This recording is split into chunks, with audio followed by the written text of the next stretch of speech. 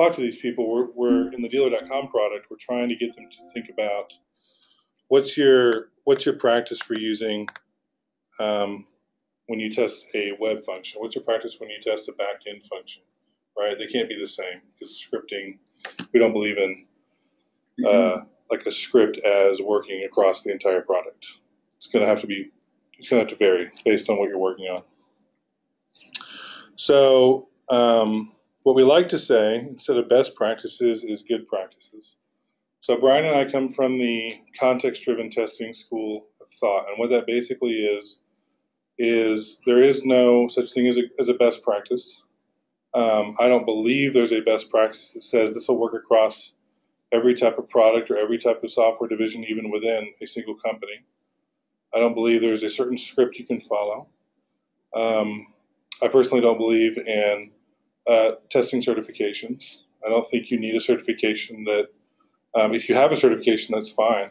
But I don't think a certification tells me from person A to B that person's a better tester necessarily.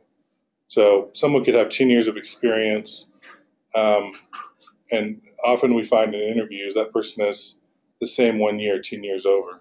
They don't really have 10 years of varied experience. Or they've taken a certification and they put that on the resume and they're like, that'll get me the job. But we find that their critical thinking skills are not there, or the way they test stuff is very scripted. I'm going to always do it this way. And they kind of miss a lot of stuff. So we want that human element there. So so the context-driven testing school of thought says context matters, and it matters a lot. So what I do, how I test this product over here, isn't necessarily going to be exactly how I test this product over here. I'm not going to use the same model. I'm not going to use the same tools. I'm not going to use the same strategy or approach. Like we say a lot, a tool is not a strategy. So when you ask somebody, what's your automation strategy? And they say Selenium and Java, I'm like, that's a great tool, but what's your strategy, right? Because your strategy could be the same. It doesn't matter if you're using Selenium and Java or Node or Robot or whatever.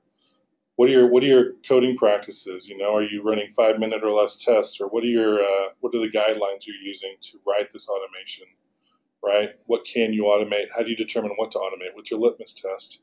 So a lot of that is tool independent. It's more about a mindset. So when you hear me talking about testing, I'm always going to ask what's that person's context before I recommend something. So the question that we put on the pilot meetup, what is testing? How would you guys describe it? Just if you had to describe it offhand, what is testing? Not rhetorical. Yeah, sure. Breaking. Oh, go ahead. I didn't know we were raising our hands. Breaking down a product or a process. Okay. And figuring out what the outputs are, the inputs are, and who needs it, what value needs to be met by that product or process. Breaking it down, inputs, outputs, yeah. Any other ideas? Define it as we have something new coming out and we need to test it. Do anything you can up until you break it. Okay. And then you find why you broke it. Okay. And then that generates more and more. Okay. So I hear that a lot in interviews. I hear, I like, why do you want to be a tester? And they say, I like breaking things. And we like to rephrase that as, well, didn't the developer break it? You're just exposing what was broken? And they're like, well, yeah, okay, I guess so. Right? Like, you didn't actually break it. The developer broke it. You just found out like 2 hours later. So, but yeah, you're going to say something? I usually think of it as validating and verification of user stories. Okay. Because you have to have an ideal of what you're testing. It only comes from your requirements for the user story. That's what you use as your development platform from an actual test scenario. Yeah. Yeah, here validate a lot. I like the term challenge rather than validate, because I feel like as a tester, I can't necessarily validate and say 100% this is working. I can say in the 8 hours I had to use it, I believe based on my test strategy, this is what I found, right? And I'm informing. I'm not actually saying, all right, everything's perfect, because There's no such thing as bug-free software, right? Right. So I don't want to say it's 100% validated. I guess I like the term challenged, but I think that the community has used the term validated in the past to mean that sort of thing. So I think there's two school of thoughts here. Yeah. One is like breaking mm-hmm. what you're testing, and another one is validating. Mm-hmm. That's true. I've heard both. Yeah. I go more for validating, like what you said. Mm-hmm. Yeah, I'm a challenger. I'm an informer. I'm not a gatekeeper. When I was early testing on, when I was starting out my testing career, I thought I was a gatekeeper, which was really a false sense of empowerment. I thought I have the final say, right? Not product management. It's up to me to say yes or no. But I don't have the global picture of the business risks or the implications. Like, I might think something's really critical, but the business knows we're not going to lose any revenue if we release with X bug or X defect. So I should be able to step back and go, okay, I've informed you, right? You are the product manager. You can take it from there. But I think there's a big discrepancy right now in testing is I'm the gatekeeper or I'm the informer. I think a lot of testers are in the gatekeeper category, and I like talking to those testers because that's where I used to be, and I want to see their experience. So James Bach, who's I'm marinating on what you said in terms of challenge. Uh-huh. And correct me if I'm wrong. Let's say you have a user story that says that the username user can only put 8 characters in there. Mm-hmm. Mm-hmm. Well, it's validated. I put 1 to 8. Mm-hmm. To challenge it, I put 9. Mm-hmm. So that's Right. what I think challenge becomes, that you attempt to break the rules. Sure. So is that within the scope of the way you're thinking, whereby you're being destructive almost? Well, yeah, I mean, exploratory I use, but I think even more than the 8 characters thing, if I put in 8 characters and I validate, quote unquote, that it takes 8 characters, what about the other cases that take 8 characters and it fails? I didn't really validate that, because maybe if I put a caret in there or an @ symbol or something, it's still 8 characters, but it doesn't work. So the acceptance criteria is flawed. I like to call them rejection criteria, because we're really looking for what's going to reject the product, not accept the product. Right. But no, like what you're saying is, I have a hard time just saying validation now, because it's such a strong term. It's me saying, as a tester, I know I'm a subject matter on all this stuff to the point where I can say 100% it's good to go. And I can't really ever validate the product. I can inform about what I find, and I can talk about the gaps, and I can close the risk gap by learning about the product. And when I say risk gap, I mean what I know about the product and what I don't know. So when it's like this, I can't sufficiently say I've tested it. I have to close the risk gap by asking questions and learning about it and talking to developers and product owners, and maybe even the person that worked on it 3 years ago, because that might have been the person that last touched the code. So I close that risk gap, and then I can talk to the product owner or the management and say, look, this is all I don't know. I've tested all this. This is everything I can tell you confidently about.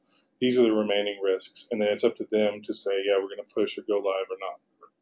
So I think I'm the challenger and the informer and the explorer. I'm not the gatekeeper. I'm not the yes-no on the release.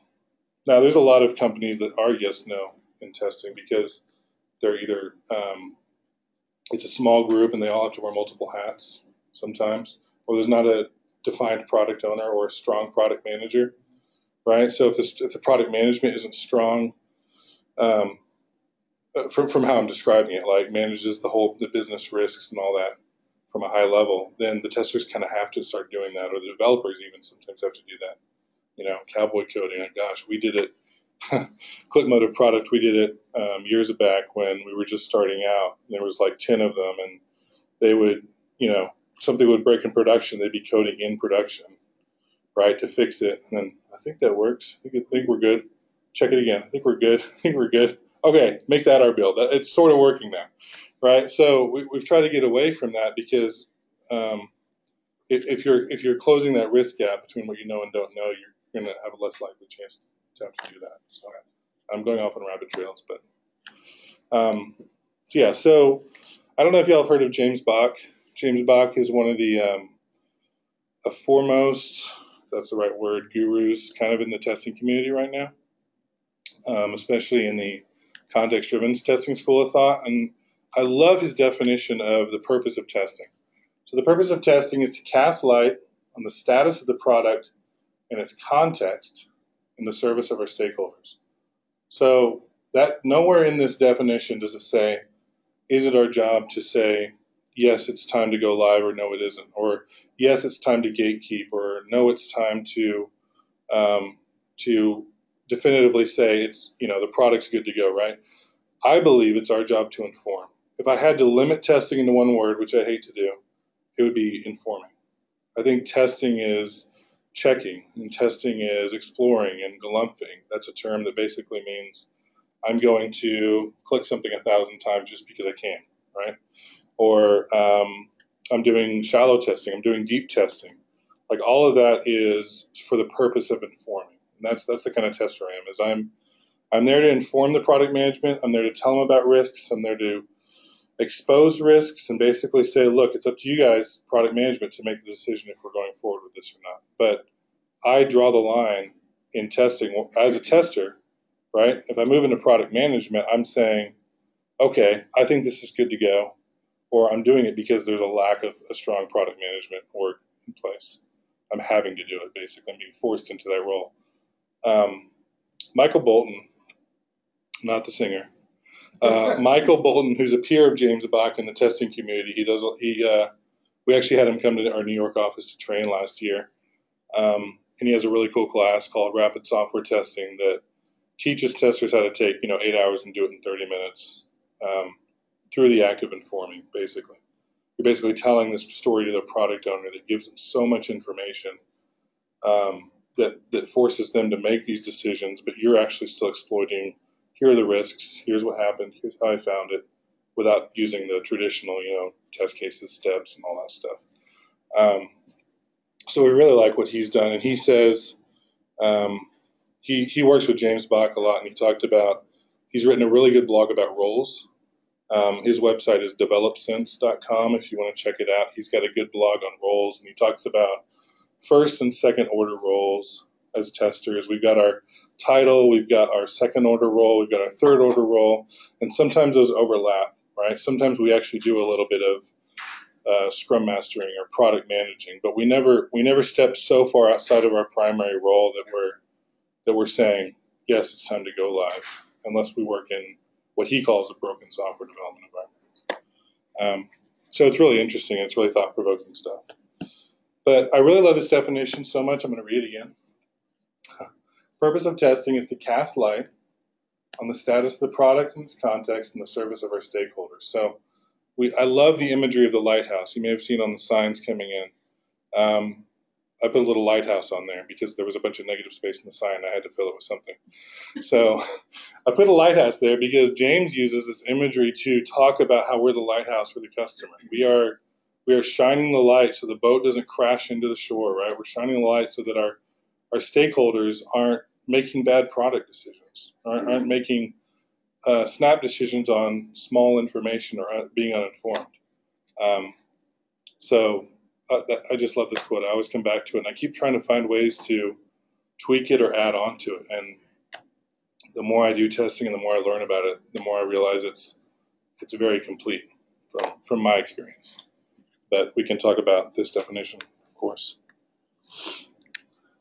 Not to kill your momentum. Yeah, no, go. I saw a lot of people writing this down, and me myself, I'm new with the company as of January, so I've heard Connor, explain this before. I was trying not to use your quote when determining when it's testing. Go for it.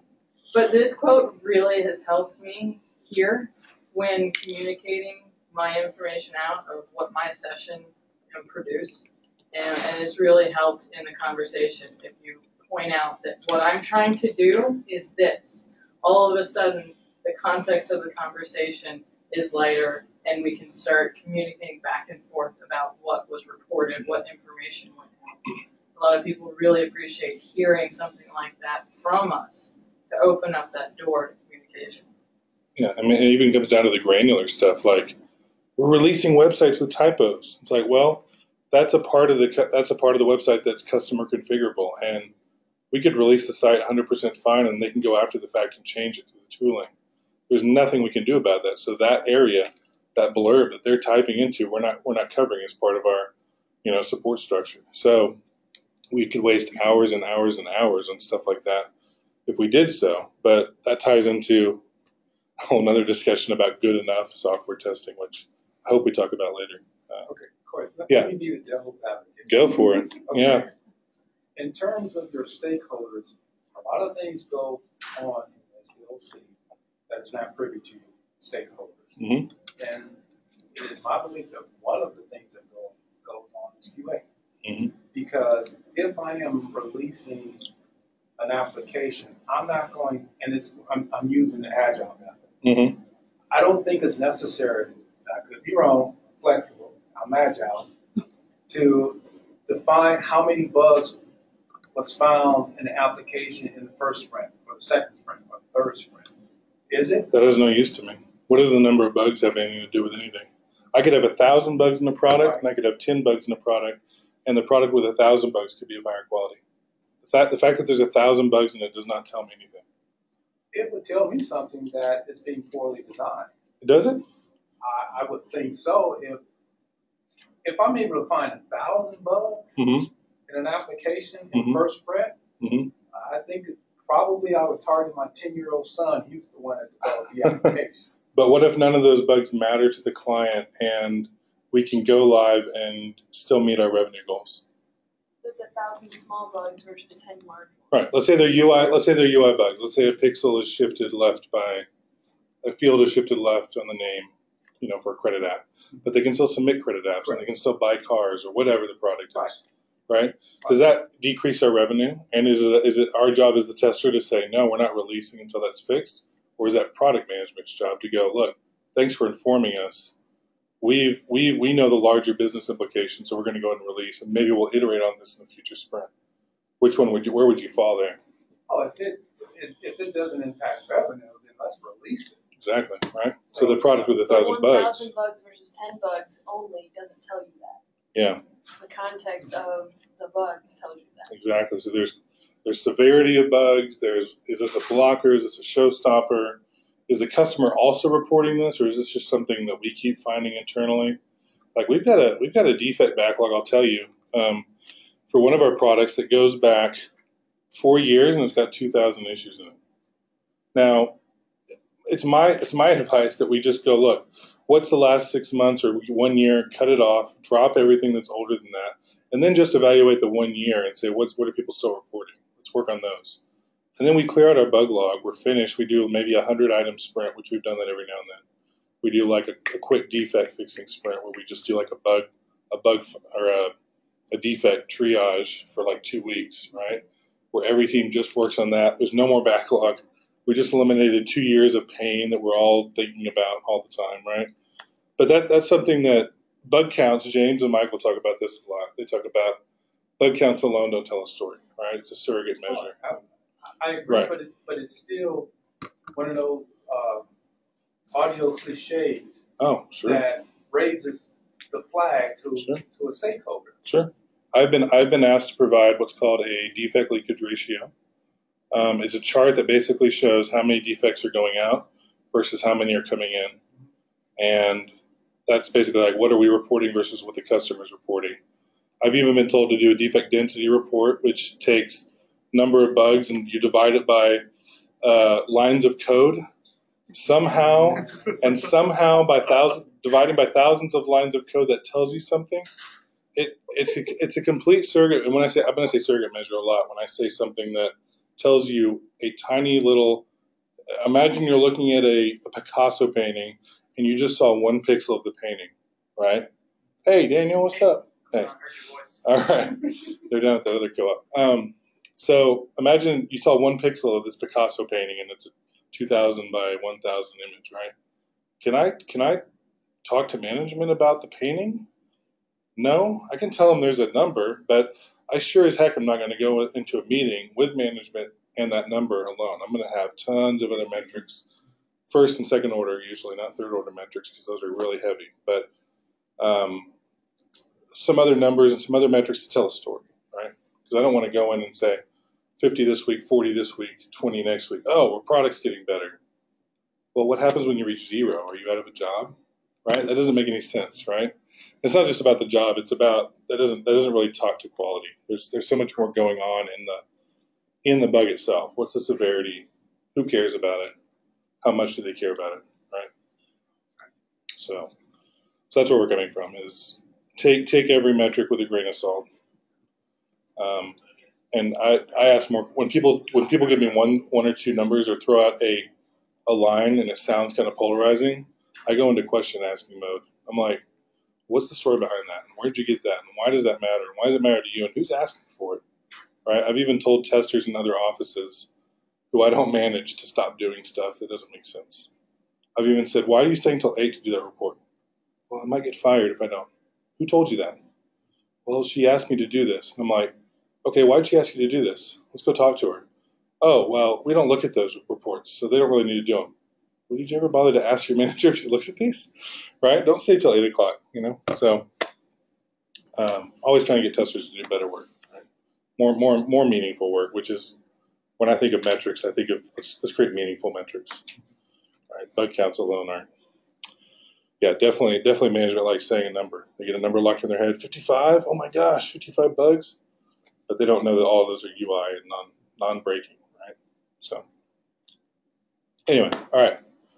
So that was a 5-second slide that turned into a good discussion, actually. So we talk about planning. I'm just kind of blow through some of these really quick. This is actually a 4 to 8 hour presentation that I cut down. So I'm just going to kind of talk to a few of these that I think are more important. The testing loop, the logistics, and the strategy. This will zoom out in a minute. I'm just going to go through here real fast. I feel like a mission of what you're testing and your information objectives, the data you can gather, are the easy part.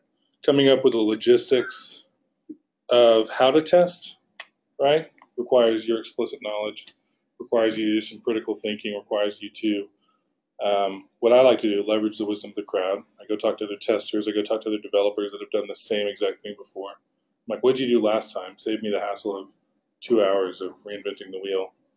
And then I don't have to do what you did before you figured something out.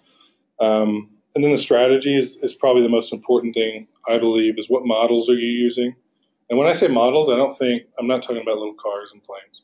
I'm talking about like mental models. So what is your process, right? when I ask testers in interviews, I say, what's your test strategy?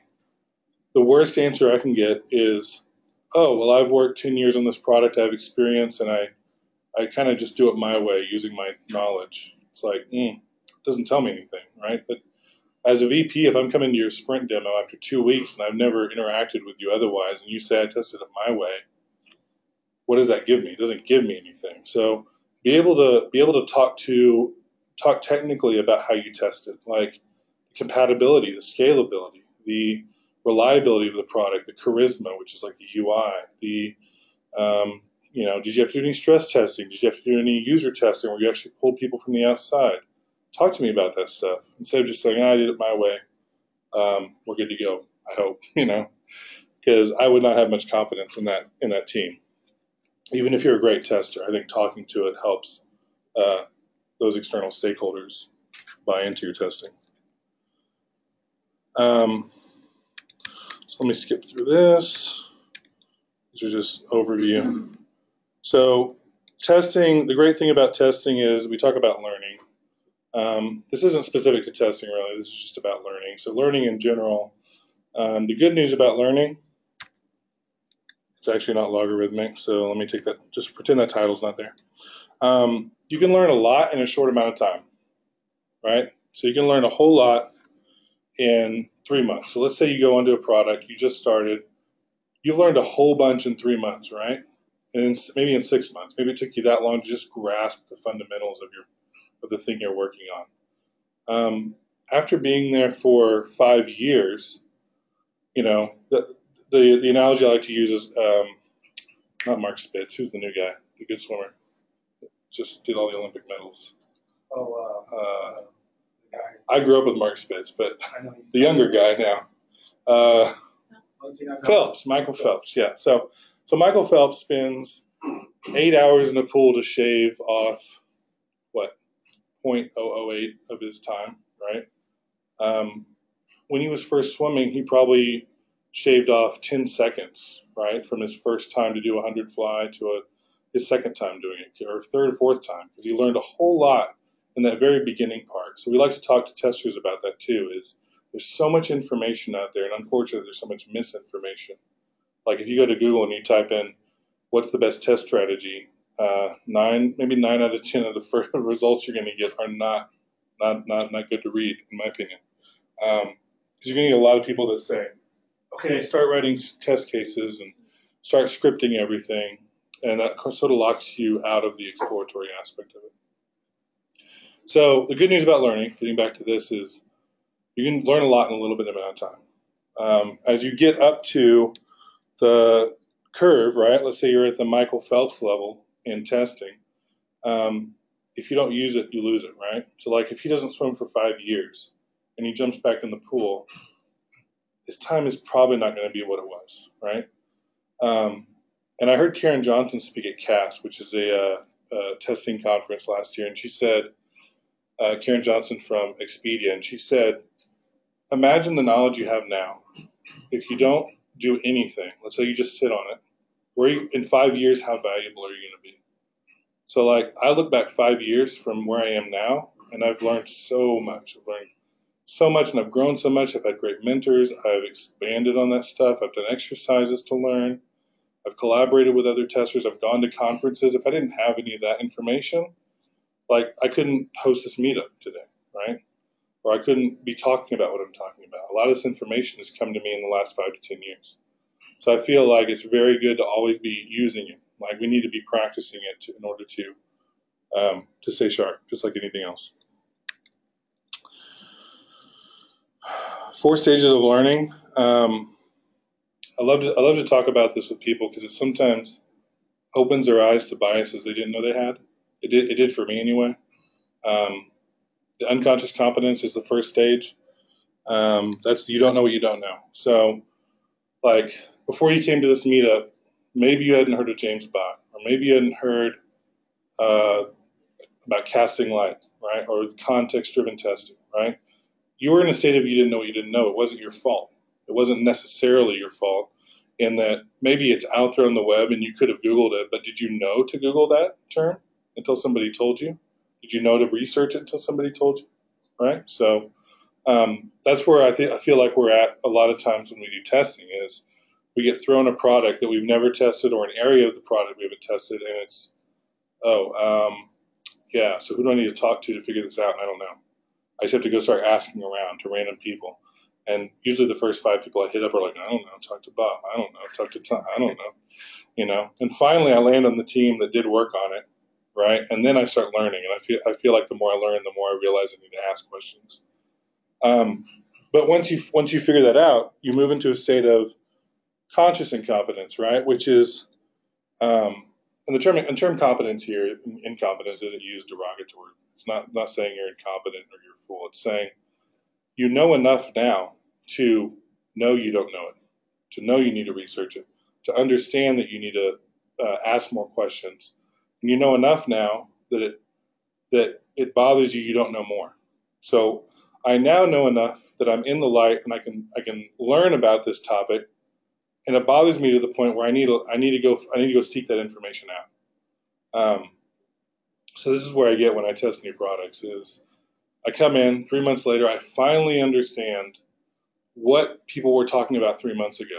Oh, you said inventory feed? Now I know what that means. Now I know what inventory feed is. I know exactly where in the product it's used. Or credit app, whatever the product is. I understand it enough now to ask intelligent questions, right? And it bothers me that I don't know those things, so I ask those questions. Now, after a period of time, it's going to depend on the context again. Doesn't mean this isn't like after 2 years or after 5 months. You reach a state of conscious competence, and what that is you might be the subject matter expert now, in a certain area of the product, or a certain, maybe you're a subject matter in mobile testing, but not desktop testing. So people come to you when they want to test mobile because they know you've done it for 4 years or whatever. So you've got tons of knowledge in that area and tons of information that you can bestow on them to save them, months of headaches, maybe. So by doing it, you learn about it. It takes a lot of effort. It's not easy, but you reach the state of conscious competence. So hopefully that you've gotten to that point in your product or areas of your product that you can talk to other people about. This is the point at which you can say to the person next to you, let me train you on this, or let me talk to you about it, or let me show you an easier way to go about that so you don't bang your head against the wall like I did. And then the last stage, nobody can help you with. This is really something that you've got to get to on your own. Unconscious competence, the example I like to use for this, that we like to use, Brian and I, is it's the chess master, right, that walks by the park and glances at the two old men playing and says, checkmate white, 4 moves. Like, just knows it. Just, it's the back of his hand. Doesn't even have to think about it or go do any research. Just walks by and knows. So hopefully you get to that point in testing. I feel like there's so much to learn, and there's so many new tactics and models out there that the goalpost keeps moving, right? Just the more I learn and the more I ask and the more books I read on it and the more conferences I go to, I'm like, gosh, there's a whole nother, like, 4 months of information I need to research when I hear someone give a 30-minute talk. So I'm like, I just got set back 4 more months. But that's fine because that means there's more opportunities. So yeah, those are the 4 stages, and hopefully you get to a point. My objective with this presentation is to get you to this point about context-driven testing, about what James and Michael and some of the others are saying about testing being we're the informer, not the gatekeeper, right? So hopefully I get you inquisitive enough to where it bothers you and you're like, well, I want to look those guys up, or I want to see what they're saying and challenge maybe some of them. Like they take comments on their blogs and they respond. It's really cool. And they engage over email and Skype. There's a Skype group and all kinds of stuff you can talk with these people about. So it's really cool to get to that point where you're constantly in communication about this stuff. So, and of course, the longer you spend on it, the better off you are. Okay, any questions on this stuff so far? Because I'm about to kind of shift gears. Or any thoughts? Yeah. Shouldn't that be a circle? No, because once you reach the state of unconscious competence in chess, I don't start over. So and once I reach the state of conscious competence in mobile testing, I'm not going to start over, right? Unless the state of things totally change, right? Unless all Apple and Android devices go away and gets replaced by some new OS or new device, and I don't have any competence in that, right? So I don't feel that's a circle. I feel like stages of learning is like Michael Phelps doesn't become a bad swimmer again, right? He doesn't go back into a state of not knowing about how to swim. So what did you mean by a circle, though?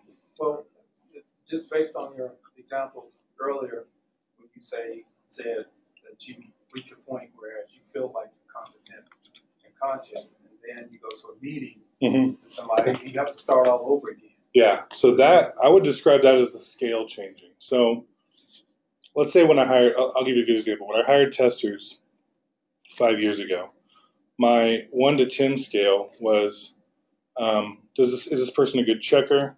Are they a gatekeeper? That was like a 7. Does this person know when to say no, right? Does this person know when to push back and not release a product? That was like a 7 or 8. Awesome, strong tester. Well, now that person's like a 3 or 4 because I don't want an obstinate tester on a team who doesn't realize that the job of testing is information, informing, and they're going to hold up the process, not knowing all the business implications, right? So I learn more, and then I adjust my scale, but I never go back to square one where I'm in the dark. That's the first stage, is being in the dark. So I don't think you never cycle back to that. But I think the wealth of information becomes more such that you want to learn more. But I never, so I raise the bar, I guess you could say. So a 5 for me 5 years ago is now a 3. And I expect more of myself and others. But You had like a bounce, like if it was bounce, so maybe maybe what you're doing is getting again the bounce. yeah, I don't know if Instead of the doing it in a circle, it's more yeah, like a I never thought about the bounce aspect. I thought that looked cool. I think Brian, when Brian was met, Brian actually made this originally, and I helped add on to it when I came on the quality office. But he did that bounce using this tool, Prezi, which is really cool. I like it way better than PowerPoint. But I feel like, you know, And I agree with the bounce. I mean, because if you look at all 4 stages of learning, you're never at, if you already are involved and you're learning things, in, let's just say, just the testing room, and you learn a new technique, a new term, a new whatever, now you know it, and you know there's more that you want to learn. So you're never actually going back to step 1. You're always at the most going back to step 2. You know there's something out there that you want to learn, or you know that you don't know it, but now you know you don't know it, versus, you didn't know anything about testing when you started. I could see that. I think a good analogy would be going from Excel to Quality Center.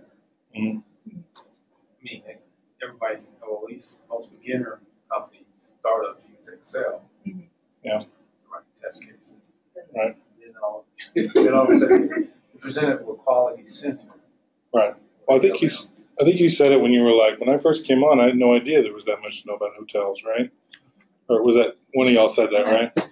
So I feel like that with testing. The more I learn, the more I feel like there's more to learn. Like I go into a conference, like I was saying earlier, and then I learn there's not just one avenue, there's 5 avenues. Oh man, which 5 do I explore? Do I explore one of the 5? I don't have time for 3 of them, So, but yeah. Just to add on, I didn't know there was so much involved in ordering pizza, believe it or not. That's Exactly. a very sophisticated process. Ordering pizza. Right. But from the outside, yeah. But from the user perspective, the pizza eater, come on, where's my pizza? Can I have plain breadsticks, please? Just Oh plain. my gosh! No. Plain. You have to go in the fridge and scrape the stuff off. It doesn't come that way, Yeah.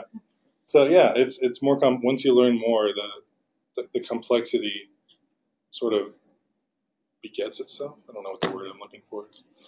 But yeah, so that ties into something. I think it's in this presentation, but maybe it's not. But it's Ashby's Law, which I'm not sure y'all have heard of. Maybe you have. It's called Ashby's Law of Requisite Variety, and requisite just means necessary. And it basically says variety is necessary to destroy variety. So like if we standardize everything and we don't learn multiple tools and we don't have all this, multiple models in our tool belt to tell information to others and to give them information, then we're limiting ourselves. So like imagine a carpenter comes to your door or a general contractor to do any kind of housework, and all he's got is a hammer. And then another person shows up with a hammer, a ruler, a stud finder, a level. I mean, I might trust the person with more tools, right, to be more competent at the variety of jobs I need done. Like I need painting and I need drywall knocked out. So maybe the guy with the hammer can't do the painting, right? Maybe I trust him with the drywall. But I'm wanting testers to become more varied in their tool set, right? So there's dozens of models that people have created out there, explicit testing models, mind map form outlines that people use all day long as a visual reminder. They just have it, they just pull it up, look at it. Oh, compatibility, scalability. We'll talk about a few of those if we got time today. But they help you tell this compelling story, which I kind of wanted to get into. So the compelling story is, how I said earlier when I ask a tester, how do you test? And they say, oh, I do it my way with my knowledge. That to me is not compelling. So when I use the term compelling, I want to get an answer from a tester that says, yes, here's what I touched on, here are the categories, and I explain them all out, and here's what I did, and here's a visual maybe to show it, that to me tells me that they thought about it. I'm not having to ask them questions, like when the parent goes to the kid, what'd you do today? Nothing. Okay, well, what did you do all day? You were at school 8 hours. What did you do? Oh, we went to class. Okay, what did you do in class, right? I don't want my stakeholders to have to pull teeth. I want to give them this information by using explicit testing models and I want them to be overwhelmed with information. Like, wow, okay, let me ask about this risk and this. And, oh, I see you covered stress testing. I see you didn't do automation. And you put a note here why you didn't do automation. Because maybe you talked to a developer and it's, it can't be automated. Or maybe that piece is too dynamic to automate in a way that's reliable. So we didn't spend time on it. Okay, you talked about it, right? So we talk about the testing story. I'll just go into the 3 parts. Oh, this is the example we use, which is terrible because the Cowboys lost. But let's say I tell you the Broncos beat the Cowboys 51-48, right? Okay. As a Cowboys fan, I don't like telling that story. But what did I tell you? Did I tell you how the quarterback did? Did I tell you about the defense? Did I tell you about the offense? Did I tell you anything really about, we talked about bug counts earlier, right? This is a bug count. Did I give you a compelling story about what happened during the game? Not really. I just said here's the I gave you the red zone version, right? Gave you here's the 51-48. Let's move on. I didn't tell you that maybe the Broncos, replaced 4 guys during the game or lost 4 guys during the game and still won, right? Oh, that makes the win even better because 4 of their guys got knocked out, right? So we want to tell compelling stories. We don't want to just tell shallow stories. So how do we do that? 3 parts. The product story, which is we'll go into these. So the product story, the testing story, and the quality of that testing. These all roll up to telling a compelling story. The product story, how did the product work? How can the product fail? How the product might fail. Let's say I did enough testing to be unsure, right? Let's say we all have time limits, right? So the release is in 4 hours. I do my 3 or 4 hours of testing. I'm up against the deadline. Look, here's how the product might fail based on other failures I noticed. So I need to be able to talk to that. I need to be able to tell my product manager or owner, I think that there might be some weaknesses in this area. We need to test it more. But I'm not going to say let's hold it up because that's their decision. So I'm talking about how it works, how it fails. These are bug reports. These are defects, development tasks, and anything else that I think is important that might be a concern, but not necessarily a bug or defect. The testing story, okay? How did we configure, operate the product? What did we observe? How did we evaluate the product? This is basically the method of our testing. So did we use an explicit model? Did we use a specific set of cases? What acceptance criteria did we challenge and how did we challenge it? What did we do? What did we see when we did that? And then also, something a lot of testers don't do is what have we not tested? What won't we test? All right, I talked earlier about automation. So a lot of black box manual testers will do great exploratory testing, and then at the end of their sprint, they don't go, well, I think that based on my manual testing, I spent 2 hours doing this one thing. We could automate this, but I can't automate it. So I'm going to put a note in my test strategy that we could automate this, and maybe when we circle back to it, the automation person could work on it and save us 2 hours in the future, right? So I'm not telling about what I didn't test many times. I'm only talking about what I did do. So I think a lot of testers need to work on these last few things. Oh, also these last few things are things that maybe we can't do. Maybe there's an environment issue, right? And we cannot do automation in a certain environment because a certain package of Python is not installed or whatever. So I can't run automation even though I might have the skill to do it. And then the quality of the testing. Why was the testing that we did good enough? I touched on that earlier, but we want to reach a level of good enough testing, not perfect testing, because that's impossible. I'll be testing for years and years and years on one item if I wanted to do perfect testing, and I'll never reach it. Because if you give me an hour to test, I'm going to spend an hour. If you give me 4 days to test, I'm going to spend 4 days. I'm not going to stop after a day and be like, I'm good, right? If I'm trying to achieve perfect testing, I'm going to use all that time to test. So I'm going to try to explore more avenues and try to take more scenarios and do more, explore more risks. So why was the testing done unnecessary or not as important? What were the blockers? What made testing harder or slower? Because lots of product owners will say, oh, we didn't test this whole area, this whole feature, this whole subset. Why didn't we do that? Well, talk to them. Don't just let it hang out there, right? Because then you get in this situation of, well, the tester didn't cover that, and it's blame game time, and that's just ridiculous. So just talk to it. Just be proactive about talking about it and say, here's why we didn't do it. And hopefully you don't live in a blame game culture. We don't have that here. It's the team succeeds and fails as a team, which is really nice. So when a release goes really bad, and the 1 or 2 times a year, I think, that we have major outages, there's a war room created in HipChat. We all talk about it, and then everyone disbands. And there's never any like, well, who did this? Or why did you do that, right? It's always just like, how do we fix it? How do we get past it? How do we undo what we did? So, which is great. Recommendations on how to provide more accurate and timely information. This can help you. You talked about Agile. I don't know if y'all also do Scrum or Waterfall or what your methodologies are. Scrum does allow for a great ceremony called the Team Retro. And these kinds of things can come up in retro meetings where you can say, look, I had this big blocker for these last 2 sprints. How can we alleviate this? Can we pull in a DevOps guy? Can we pull in an automation girl? Whatever, to get this alleviated, because I don't want to have to keep dealing with this. So anytime I give information to stakeholders, especially VPs or directors, or even my product owner, I want to use this inverted triangle. And this is the same thing that journalists use. So I write a headline. I put the most noteworthy information first.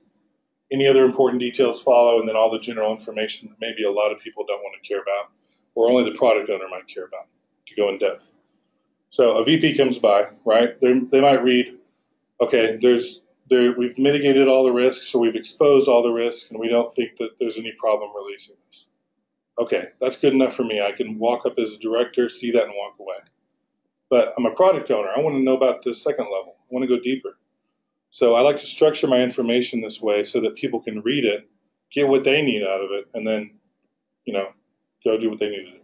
So I'm not there to monopolize their time. I want to be able to give a 2-minute elevator pitch about my last whole sprint of testing to anybody that walks up. That's that top layer there. I have a question. Yeah. I see marked out front whereby it said only 1 hour. Will I get told? In the front, in front of the building? Yes. I don't think so if you're in visitor parking. Yes, I am. Yeah. It's They know we have meetups here on Tuesdays. So, yeah.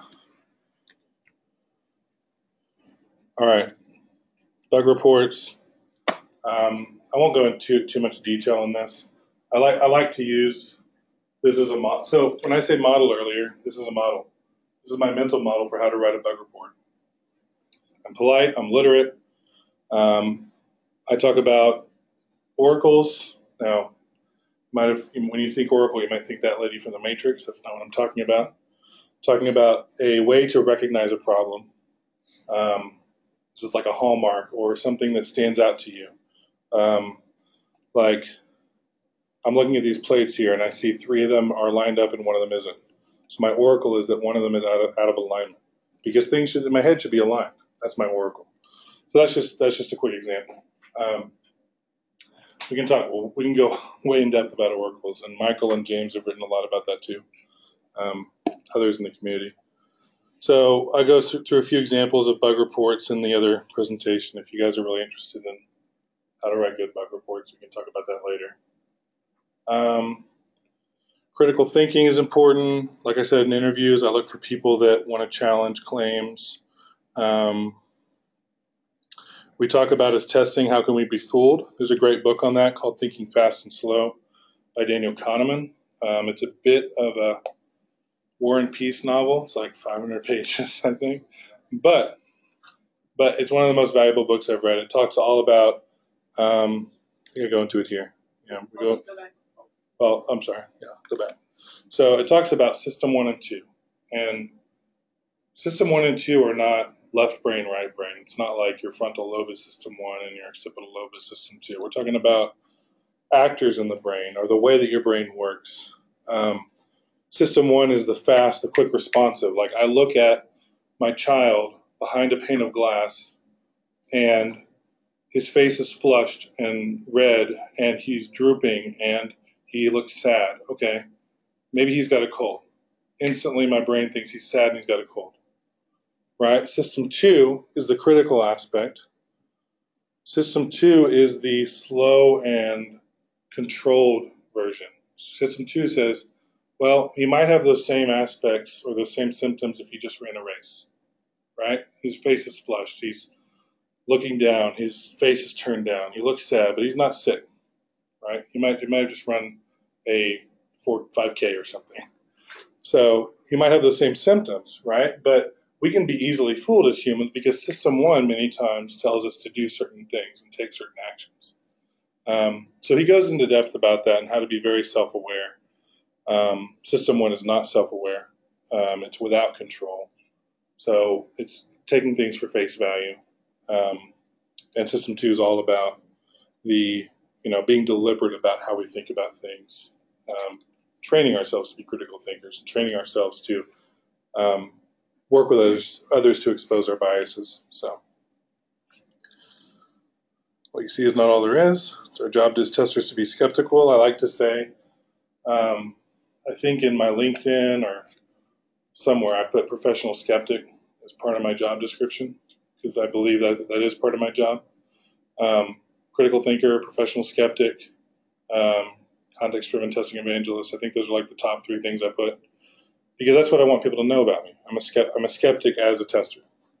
It's my job to challenge all claims.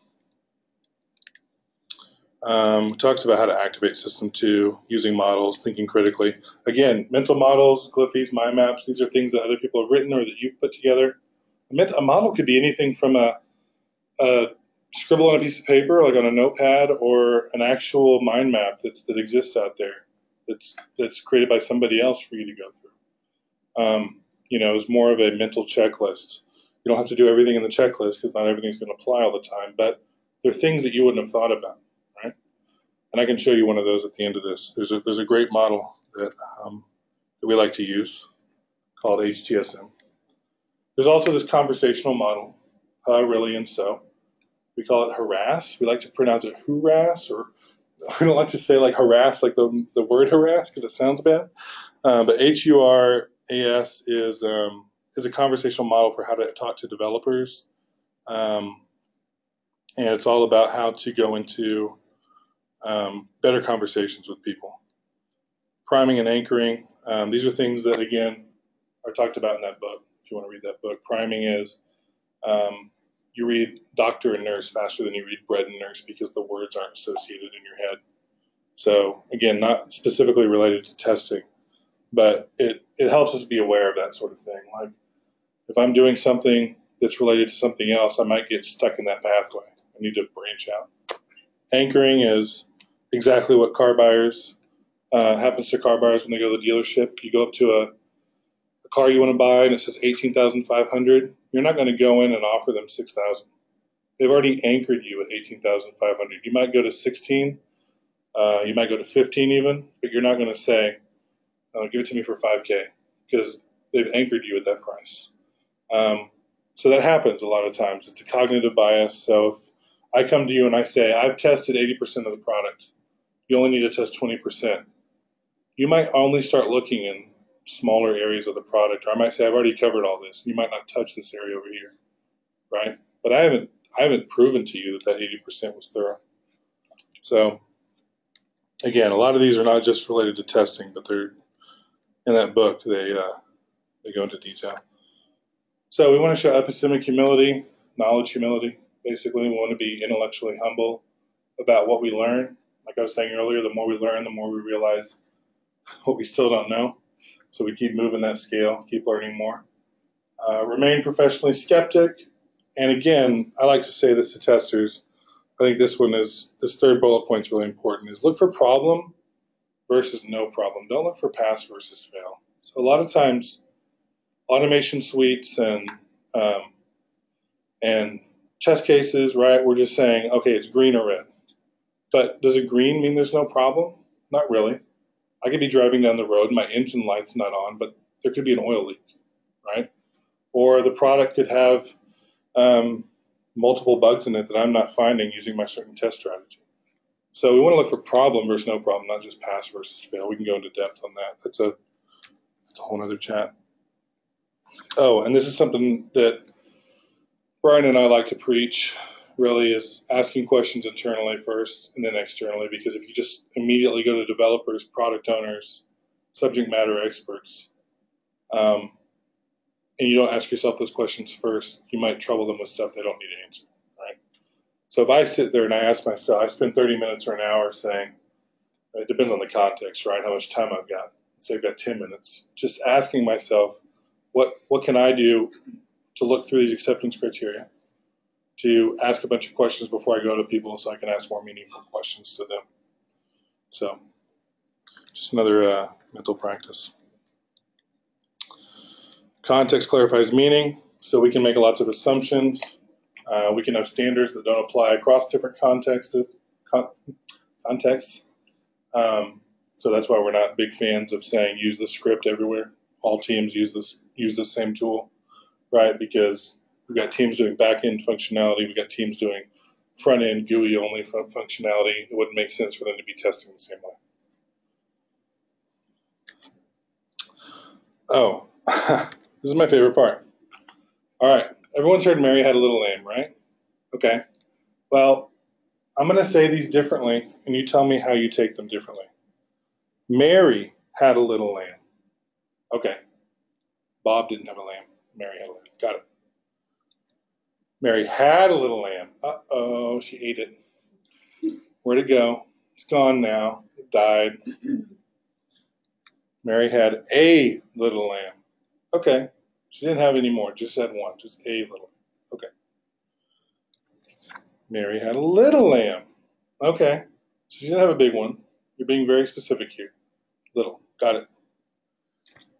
Mary had a little lamb. Okay, so maybe she had like chickens and turkeys and cows at some other point, but now she's got a little lamb. Got it. So I said the same thing here, but the way I emphasized it, the way I enunciated it, when you talk to your product owner, the information they're going to give you or choose to verbally give you is going to be through a filter. It's always going to be through a filter. Many times testers have acceptance criteria that's totally not fleshed out. It's like one sentence, and it's like, go develop this and test it. Yikes, you know? So you have to go talk to the PO, or you have to go talk to the business manager, whoever's in charge of owning the product, and figure out what the context is, right? I never dive into testing anymore without having as much context as I feel they should provide me. So I would challenge you guys to do that too. Don't test something that you're given no acceptance criteria and you're said, good luck. You know, your team should test this. That happens more often than it should. Risks, right? We talked about the risk gap earlier. It's important to decrease what we know and what we don't know by learning. Larger the gap, the harder testing will be. We talked earlier about testing and checking briefly. The way that the community likes to define this is testing is something that we do with the motivation of finding new information. It's a process of exploration, discovery, investigation, and learning. So testing is the huge outside layer. It's the onion. Inside of that is checking. Checking is a part of testing. So checking is something we do with the motivation of confirming existing beliefs, right? So we're doing claims verification. We're looking at the acceptance criteria and we're saying, yes, it does this. But outside of that, we're doing testing. So you talked about validation earlier. Checking is a process of confirming, verification, and validation. But it is not testing. So we like to delineate between those. We also have stopped saying, at least the context-driven testing community has stopped saying automation testing. We now say automation check suites or automation checks because our belief is as soon as a human steps away, that test becomes a check. Testing is a human activity. Testing is something that is, they use the term sapient and non-sapient, which basically means requires wisdom. So sapience is requiring wisdom to do testing.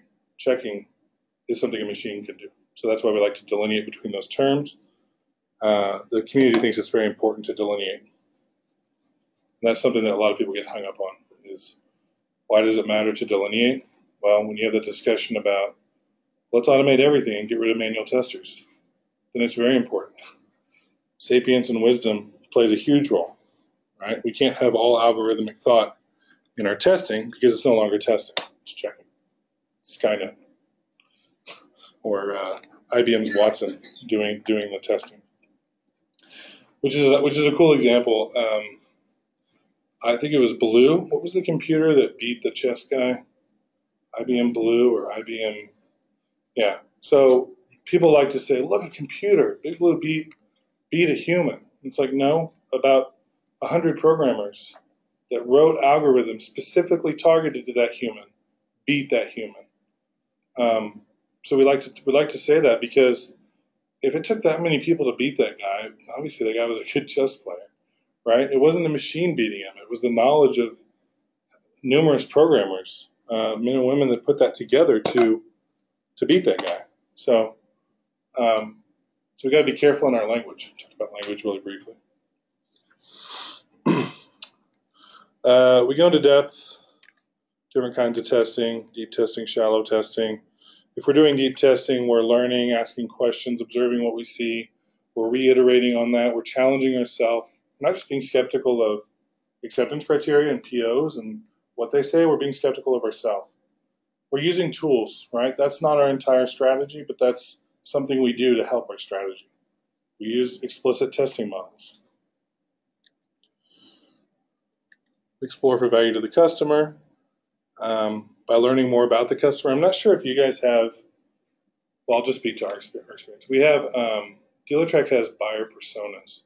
And what buyer personas are is it's like seven categories that fit like 98% of our web flow. So it's like these 7 types of people buy cars. There's the luxury buyer. There's the used car only 5K and under buyer. That's me.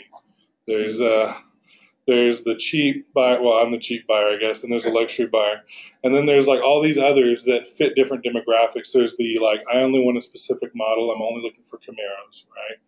There's a person that only wants all the add-ons, right, that you can put onto a car. So there's all these different personas, and that can help define how we do our scenario testing. So when we're exploring for value to the customer, we're going to our product management. We're saying, do you have any buyer personas? Like that's something you could ask your product manager or product owner, depending on your structure. Is what are our user personas, buyer personas? They might go by a different name. You might want to Google. We call it buyer. We call them buyer personas, just because we're selling cars, basically. But user, I think they're called user personas. It's how people actually use your software.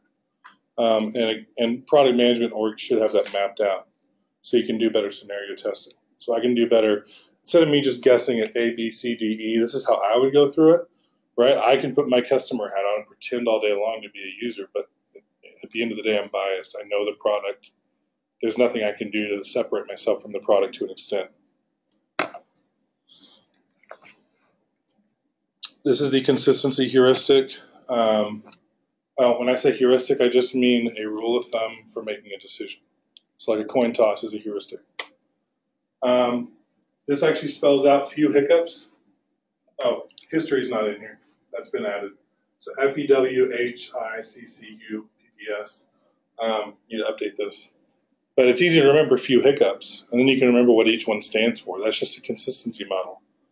So how familiar this word? How familiar are we with the product? Does it match the pattern of another product? Is it explainable? World is it consistent with things we recognize in the world, right? If I see a 2-legged chair, I'm not going to sit in it. It's not consistent with my image of what a chair should be.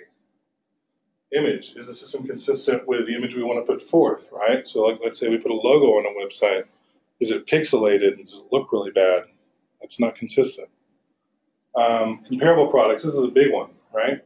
If I drop a clock, I'm going to look at my watch and I'm going to pick it back up and I'm going to see if it's broken by comparing it to how long seconds on my watch take. It's a comparable product. I want to see if the clock still works by comparing it to my watch. Claims, anything that we claim it can do or that other people believe it's supposed to do, right? This acceptance criteria, previous acceptance criteria. What are the user expectations? That's been updated too. This is user desires now, because we can't definitively say we know what the user expects.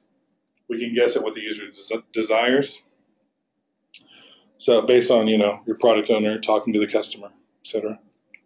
The product, so does each element of the system, is it consistent with other elements in the system? So when Microsoft introduced the ribbon in Office, which everybody hated, I'd say 90% of people hated, it was consistent in itself. Each ribbon had its own little section, but it wasn't consistent with the rest of the product. Everybody was used to the product functioning a certain way. That ties into history, the other one missing here. Purpose, standard, and statutes, these are other things we could talk about all day. But consistency is a big thing that I think about when I'm testing. Is it consistent with what I feel the product should do based on what I know about the customer? Anything that makes you say, huh, right? So Brian likes to tell the story about how he'd be sitting in the room with his developers, Scrum Master, testers. Everything would be quiet, and all of a sudden they'd hear him go, huh. He'd be like, oh man, what did Brian, talk to us, don't just say huh, He's like, no, wait a minute, I still have to explore this. And then 10 minutes later, there'd be a discussion about a possible bug, right? So anything that makes you say huh usually fits into one of these categories. It's pretty cool. Lighthouse. So we talk about how to talk in sprint planning. Again, this is stuff I can dive into later. I want to already going over time here. This is more in-depth stuff that takes the 4-hour session. Exploratory testing. Kim Kaner's another. His name is switched here. This is a C. This is a K. It should be backwards. Bad. So pass fail. So Kim Kaner is a guy that's really knowledgeable in metrics. He's got a PhD in some kind of mathematics. Goes way back. Is very smart. Talks all about measurements and metrics and doing meaningful metrics. He does a lot of stuff on making sure we're not doing, just bug counts. And if we are doing bug counts, are we talking about severity and priority and all that stuff? He has a software testing course that's extremely useful. I recommend this for all testers called BDST Foundations, and it's Black Box Software Test Foundations. We've had our automation engineers even do it and get value out of it. But it's how to think, it's how to explore software in a way that doesn't, limit you to this tiny little box many times. So he describes exploratory testing this way. James has a different definition. Michael's got his own flavor to it. Karen's got one. A few others. But to sum them all up, they all agree that all testing in some way is exploratory. There's no way you could hand me that bottle of water and I would not want to explore it as a human. I just naturally am curious. Doesn't matter if you're not a tester. A developer picks up a bottle and goes, great, it's clear, puts it down. They observed something. They were curious about it. Even if they didn't explore it, they noticed something and they made an observation. So it's impossible for humans not to do exploratory testing. So,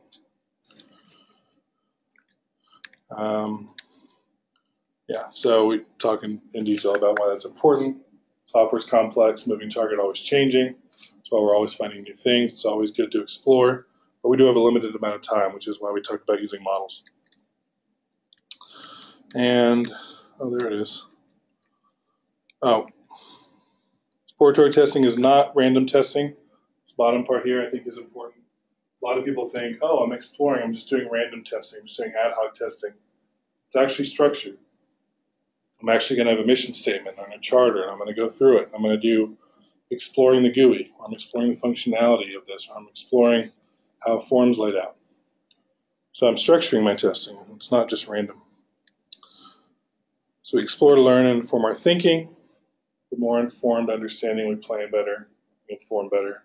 PO gets more information. Models, we've talked about those. I just want to go into HTSM. This is a pared down version of HTSM. This is the most complete model that we actually recommend to our testers. So we focus a lot on the quality criteria and the test techniques. So if I were to test without this model, before I knew this model, I might hit on capability, reliability, usability, and security, but maybe I wouldn't hit on charisma. I didn't know what that term meant. That's the it factor. Scalability. Can this be scaled? Am I talking to the developers about adding on to this in the future? Is this something that I can expand on? Are we going to have to refactor it the next time we touch it? Compatibility. Is it compatible with internal components of the website, or of the product rather, and as well as external components, third-party feeds, things like that? Performance. Can I do any performance testing? Who do I need to talk to do that? Again, we talked about the compelling three-part story. If I can't do this, I'm still going to leave this on my test strategy at the end of the day and say I didn't do it. And here's why I didn't do it. I either don't have the technical acumen for it, or we couldn't find someone to help out with it, or I talked to the PO and they said, don't worry about performance. It's not a factor in this feature. It's like a new design, right? A new design that's just like a color change, a palette change, might not have a performance testing element to it. But I would still leave that on here and say we're not doing it because XYZ. Installability, not so much a concern with web products, definitely a concern with like firmware and physical devices, right? Does this actually work on certain OSs? Is this an app? Am I installing a desktop platform? Am I doing database work? And then development concerns. Is this maintainable? How testable is it? Can the developer write an app for me that will help me test it? Toggle features within the app that I can't see as a black box tester? Or maybe I can do some development to help with my testing. So this is the what. This is the what you test. Test techniques are the how you test. So I like to go through this first time when I'm looking at a feature. And then I apply what I've learned here and all the questions and nodes I've done to what kind of testing I'm going to do under the test techniques node, which is functional testing, domain testing. Domain testing is how much data can I throw at the product? Can I put 9 characters in the 8 character field? Stress testing, flow testing, scenario testing we talked about earlier. Claims testing, anything that the product claims it can do, acceptance criteria, past, present, future. User testing is really hard. I don't know if anybody in here does user testing. That's actual end users testing the product before it goes live. That's not me pretending to be a user. All of this is me pretending to be a user. The user testing is actually, I have a UAT environment, we push it out there, we have them log in, or we have them do something, and then we get feedback from them. I think our dealer platform, our dealer.com platform has a UX lab where they bring people in and they put little goggles on them and they watch their eye movement, which is kind of cool. They track like which parts of the sites they look at and create a heat map of what's most used, and then they work on those features. Automatic checking, you'll see down there, we call it checking, not testing. So these are all things that we like to think about. You've got project and product elements on top that go even more in detail. So this model is really good for really any feature I run across. I just look at this model, then I take out the things I don't think will apply, and then I work on the rest. Oh, everything I just said.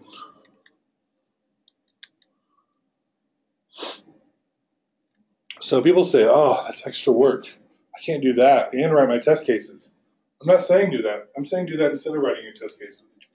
So I've actually told my team when I managed the team on the 5th floor, which was 12 testers, and now I manage Cynthia's team, and I say, I don't expect you to write scripted test cases. I don't want that, because all that tells me is how the product can work.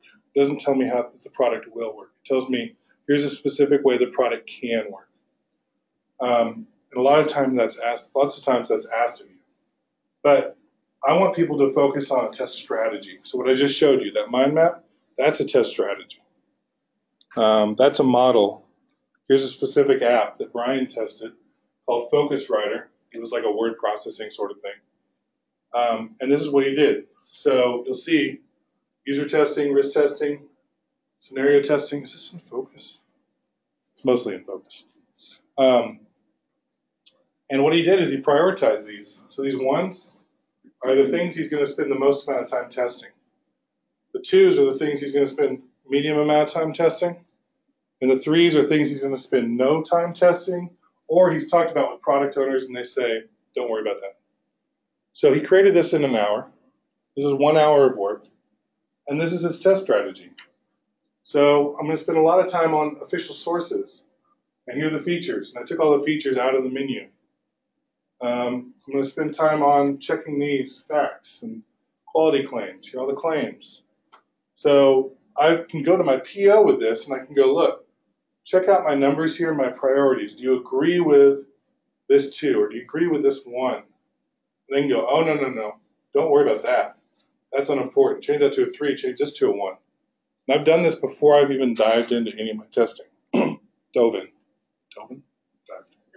Dove. Thank you. So, what do y'all think about this? Because usually a lot of people haven't seen this. I just did that so I could take a drink. So what do you use to design this? Is there a specific tool or is this something you just use? Yeah, this is Xmind. So Xmind is a free app for Windows and Mac. I think they might have a Linux client. Xmind gives you this layout. So you start with a central parent node. You hit tab, creates one of these new nodes. It has markers. You can drag 1s and 2s and check marks and happy faces. You can create legends. Yeah, that's just called Xmind and it's free. So there's another app called MindMeister, which is actually an online, it's kind of like a Google Docs Xmind. It lets you interact with others and add to the same mind map. So you could use Xmind or MindMeister. Both of those I've used and I think are great. But yeah, you have to have Xmind to open this file, or you can export it as a PNG file and anybody can open an image PNG file. You just can't, they just won't be able to like click to expand, on the image. So you expand everything and export it. But yeah, we're trying to get our testers to think more this way, rather than scripting test cases and writing steps. And I'll be honest, some of y'all probably use it here, but I hate it, is the expected result column. Step 1, load website. Expected result, website should load. Really? Do we need that? Do we need to log into site? You should log in. Okay, what value did that provide my stakeholder? 0? Maybe 0.001%? Okay. We have that because we have a range. Like if we're saying the output voltage should be 5 volts plus or minus 3, then that is really an expected result. And that's necessary. Right, because especially you're gonna. All right, we talk about. I'm gonna go back to the HCSM here. Where was it? Oh gosh, yes. So under here, reliability. This is actually a model that's not just for software testing; it's for hardware testing. And when you expand this, one of the nodes is safety to others, because he works with his brother, John Bach, and he's got a friend, Griffin Jones, who does medical device testing. And if it's not reliable, it might kill somebody. So, yeah, the expected result in that case is extremely important. But what I'm saying is the format of it. I'm saying I would put in here range should be, etc., in maybe a mind map format, and I wouldn't lock myself into step test cases. That's all I'm saying. It might have value, though, in certain contexts. I'm not saying test cases are always bad. Don't hear that.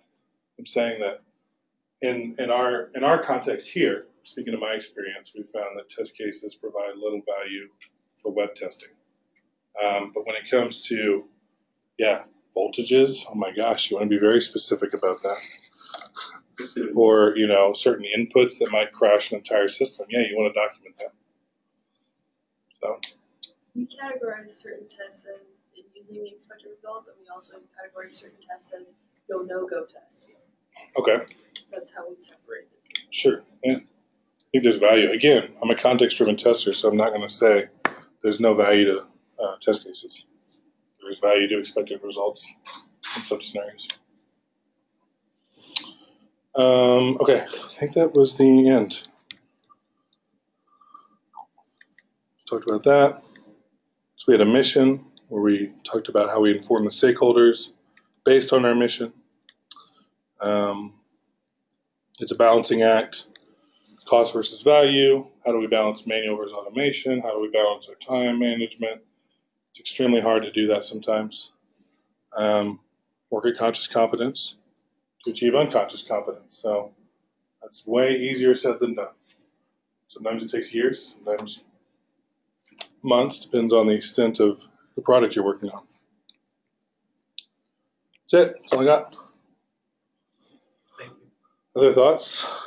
Questions on anything?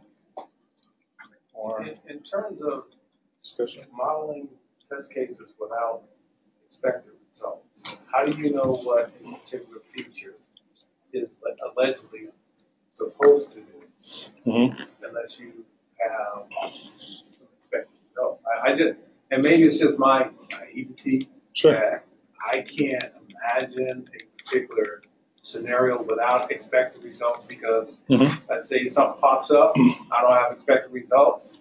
Okay, that's good. So I have nothing to measure what to expect. Yeah, and again, so going back to the context of what maybe I didn't preface it well enough. My context of what we do with dealership websites. So, right, so let's say it's a credit app. Let's take something very specific. Right. A credit app has a name field. Let's just focus on that. First name, last name. What's my expected result for that? What would you say the expected result is? Got the field that says data. Okay. But is there a specific, like it should be John or Doe or Smith or, right? So what I'm saying in my mind map is I'm saying credit app, off of that I've got fields, off of the fields I've got last name, first name, and off of those I'll say alphanumeric A through Z, no special characters. So I'm saying what it is. Right. And I'm not saying specifically this step has this result, this step has this result. Oh, no, I agree with Right. you. If you don't do it step by step narration, Right. it just gets too convoluted. Right. So what I'm giving my PO is this node here that branches off into 3 parts might have 20 test cases that would be associated with it. But I'm competent enough to know that, and you know that I know the product, or you have a relationship with me such that you know I'm testing A through Z, no special characters, 0 through 9, right? So you see that and you go, I don't need to see a test case because I'm assuming that you as a tester have done maybe letters, numbers, and something inside and outside of that boundary testing, right? So I might put a note about it saying I'm going to do these, here's some examples of things I would use, but I'm not going to write a 10 steps here and then expected case, 10 steps here, right? For every, I'm not going to copy paste a bunch of work. So I'm going to give a range of what I'm testing, and that to the PO, to RPO should be enough for them to say, okay, you tested in that range. I don't need to see 3 test cases with 10 different steps each to know you did that. It's more of a lean documentation practice. So, in terms of what are your thoughts of DBD in terms of testing? Behavior-driven development. I think it's. I don't know a lot about it. I'll be honest. We have an office that claims to do TDD, and then when we asked them, "Oh, cool, tell us how you do test-driven development." So you write the test first, right? And they're like, "Well, no, we do development, and then we test it after." And I'm like, "That's not TDD. That's normal. That's like what everybody does." So yeah, but that question would be great for Kate Falangra, who's the director of quality at Huge Inc. in New York.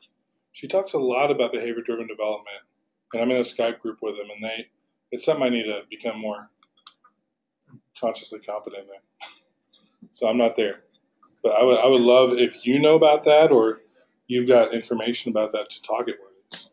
Sure. That's the whole idea, by the way, is to get other people. I kicked it off with this because I thought it was generic enough, but that's normally what you would show up. Yeah, this is my test case, but I call it test strategy. Yeah. But how would you then report what? This is my report. So I would talk to this in my sprint demo. So I would say, can I zoom in on this? No. So I would go into each of these and I would summarize this in 2 minutes and go, okay, the ones I spent an hour and a half on, depends on the context. I don't know how much time you have, right?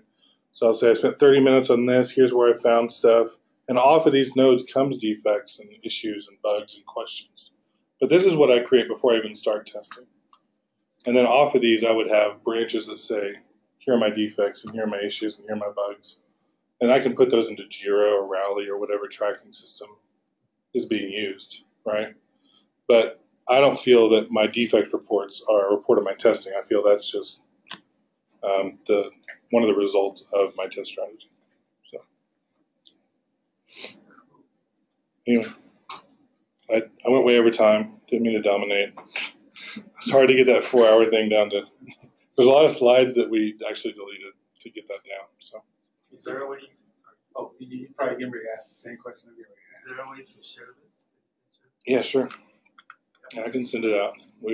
I'm recording this, and then I'll send you the actual slide deck, so you can go through it by yourself. The full one, 4-hour one. And I think on the Meetup webpage, yeah, you can add files or upload. Yeah, actually, we've actually got these in YouTube video form, and we narrated them, and we did voiceover and all that stuff. Actually, let me just go into here because I have one critique on the presentation. Yeah, The orange is not the best color. actually, A bright blue, like the G in Google, would have shown up against the background. Yeah, appreciate that. Yeah, we've got I've seen the long presentation and I've watched the video, so I know what text is supposed to be up there. Yeah, so, it doesn't look as good on this screen. On the YouTube videos, it's a little bit better. Yeah, because you have your screen right in front of you, up and down your brightness and everything. Right. But yeah, so any thoughts about the format we did, or what you guys want to do next time, or does anybody have a topic they want to present on? Because I don't have any. I could do something next time, I guess, or we could do an exercise, or looking at a tool. When are you talking about next time? What day are you talking about? I don't know. So I'm asking that too. Do y'all want to do monthly or bi-weekly or? Monthly. Yeah, because I feel like that doesn't invade too much. Every week, I feel like it might be too much. But do you guys have people you can bring or invite? Because I'm thinking that we can get this bigger and get more people into it. It's my hopes that we'll meet different places and maybe other people can host it sometimes. We had that session where we filled out the mind, and you can look at it all day, but until you actually interact with one and try and set numbers and try and think about the nodes that you're putting in there, it looks useful, and then you actually get to understand how it can be used. Yeah, we have that should be the next topic. You mean that? Mm-hmm. Yeah, mind maps is generally what we call them. We actually have a few videos of that recorded with teams. We had a session the other week. What I'm doing, I haven't built any mind maps off of what I go throughout the week. But the people that are doing new product development coming through are consistently using things like that.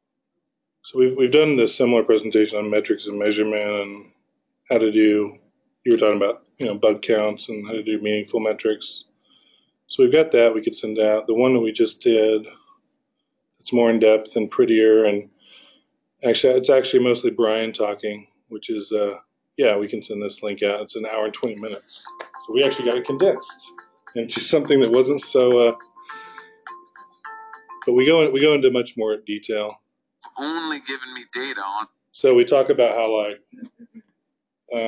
won't keep out much longer, but this example where Abraham Wald worked in the think tank in World War II, and they sent him data on the planes coming back and how there's all these bullet holes in the planes. They're like, okay, tell us how much armor to put on these planes so we don't get these bullet holes. And he said, no, you need armor where the bullet holes aren't, because you only sent me data on the planes that came back. Obviously, the planes that aren't coming back are getting hit where these bullet holes aren't. They're like, oh, okay. So there's a whole lot of cool examples in this video that I didn't go over that make a lot of these points more visceral. So yeah, I'm happy to send. I think we can send this out to you guys. So that example always makes me think of the movie they made about the Bradley tank with Kelsey Graham and Carrie Elways. Has anybody else seen that? Is it the man with goats? I don't remember George the name of Clooney? it. It was about the Bradley tank, and it was this tank that the military was developing, and it was costing so much money, and it was supposed to like do everything.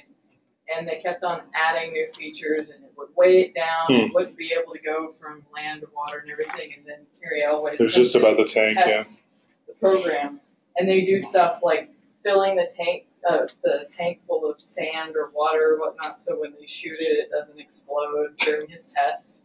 Things like that. Deceptive tests, yeah.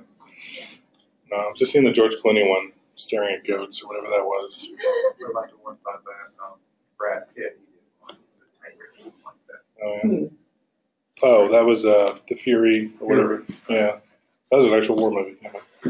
Well, cool, guys. Thanks so much. If you have ideas, shoot them on the Meetup group or comments about how it went, critiques. I'm open to that. I think it's a lot of great information. I feel like I talked too long.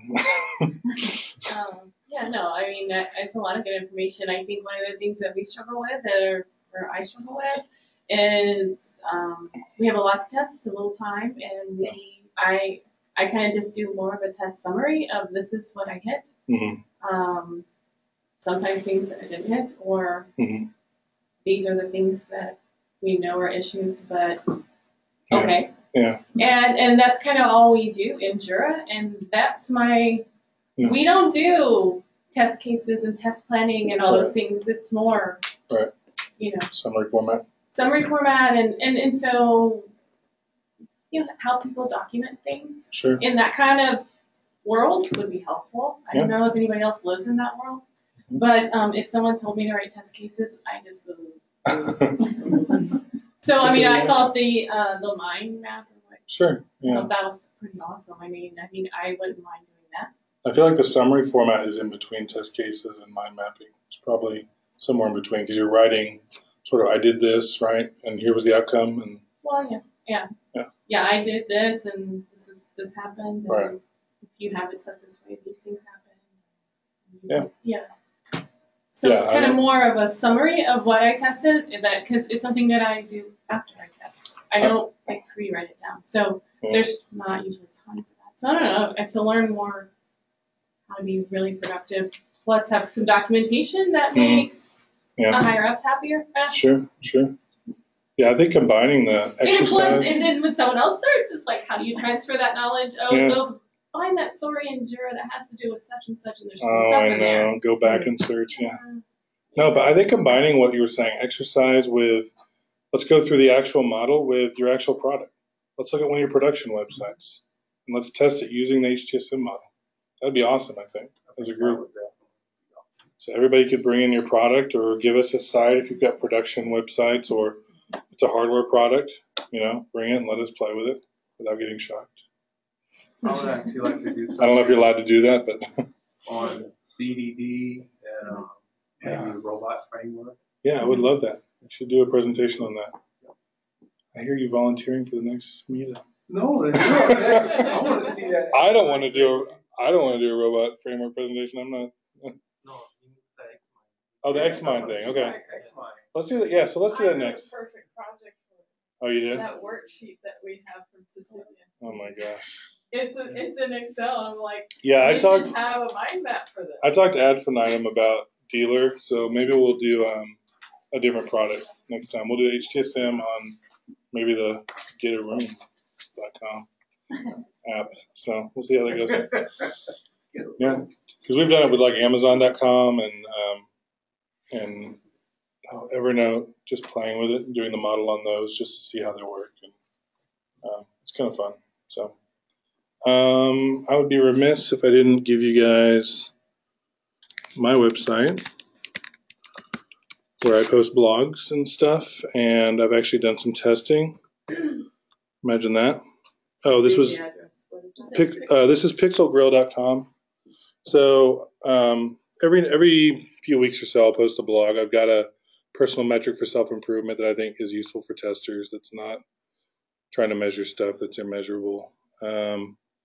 We used a tool here, QTest Explorer, that actually Cynthia's team used to decrease a lot of get your documentation down to be very lean.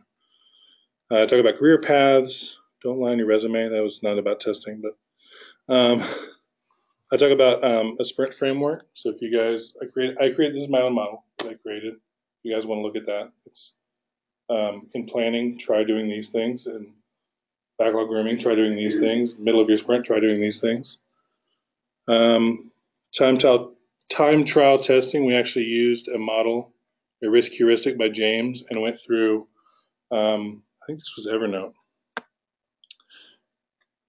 No, Xmind. We tested the Xmind product, and our charter was UX UI, just looking at product risk related to UI. So, like what we're going to do, basically, we do every now and then with different models out there to show the pros and cons. And then Brian and I post our thoughts here. So here's Brian's observations, what worked well and what didn't, and then here's my observations. So very different structure. Huh? Very different structure between the two.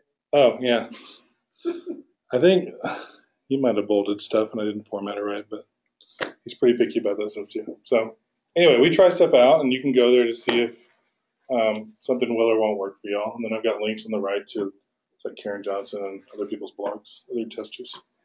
So, yep. So thank y'all for coming, and that's it. Thank you so much. You betcha.